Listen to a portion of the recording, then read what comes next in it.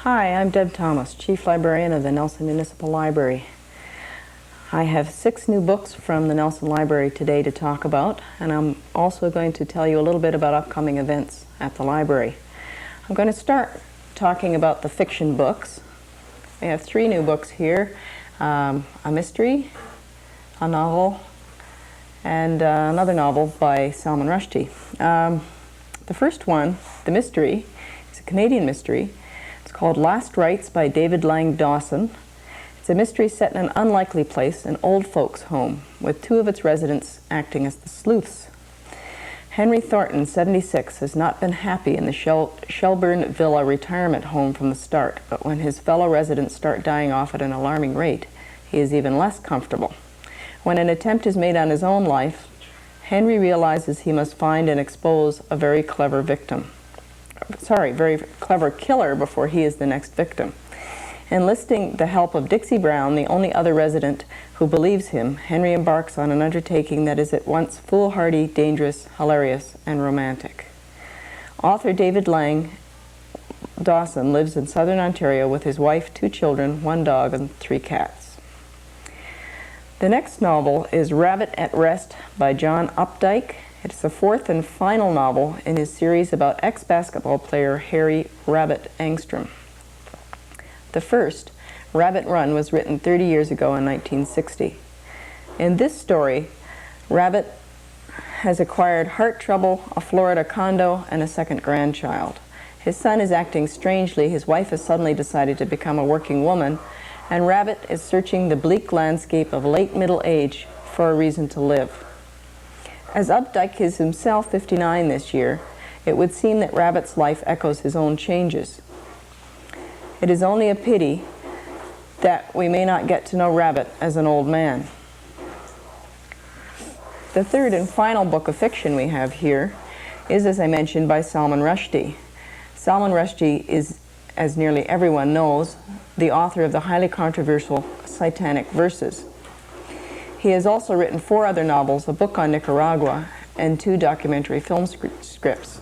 This particular book is called Haroun and the Sea of Stories. This is his 5th novel, the story of Rashid, a storyteller, the Shah of Blah, famous for his gift of the gab. One terribly sad day, Rashid's wife leaves him and he loses his gift. Unknown to him, the wellspring of all stories is slowly being contaminated by Khatam Shud, Prince of Silence. Haroun is Rashid's son, and he embarks on an adventure to return his father's gift to him. Now we'll go on to the nonfiction books. These are all aimed at small business people. The first one is called the GST Handbook, a practical guide for small business by Robert S. Appel. It's part of the Self-Counsel Press series.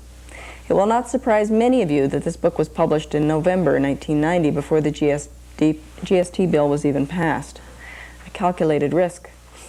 This book promises to tell the small business man or woman how the new tax system works, when to file GST returns, what the difference is between zero-rated and tax-exempt status, what changes are necessary to the small business accounting system to accommodate the GST, and other such issues.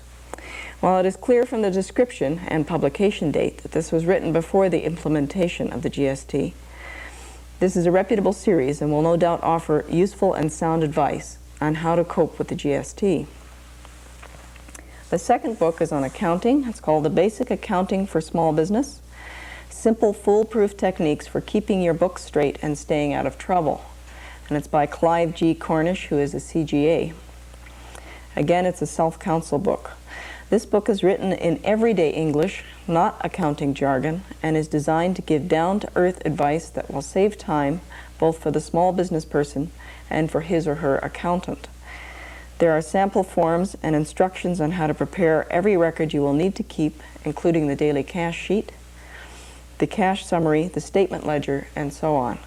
And there is a chapter on the GST. Again, this is a publication of Self-Counsel Press and can generally be counted on to be quality production.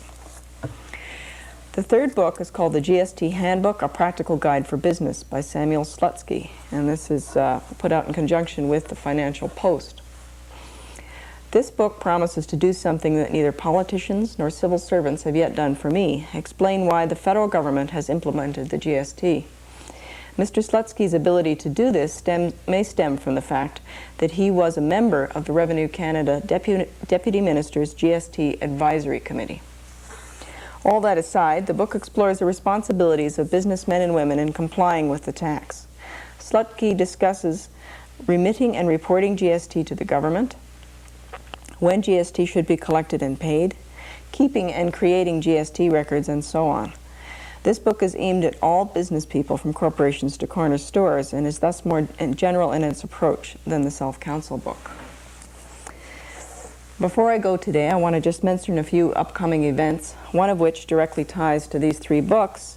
It's called Small Business in the GST. It's an evening event on Thursday, February 21st in the library at 7:30 in the evening. A representative from Excise Canada will be here to answer your questions on the GST. He will probably just give a short presentation, and then the rest of the session will be devoted to answering your questions. So it should be a very interesting and illuminating evening. Also, next week is Intellectual Freedom Week, and I believe it is also Heritage Week.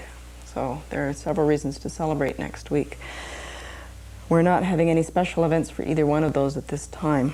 In a way, the event on the GST is tied to intellectual freedom in my personal estimation, since the GST is the very first time that books have been taxed. Coming up in March is International Women's Day, and we're going to have a storyteller, feminist storyteller from Vancouver here on the evening of March 7th. The rest of March's events aren't planned yet, so I'll be telling you about them when I'm on next month. So long for now.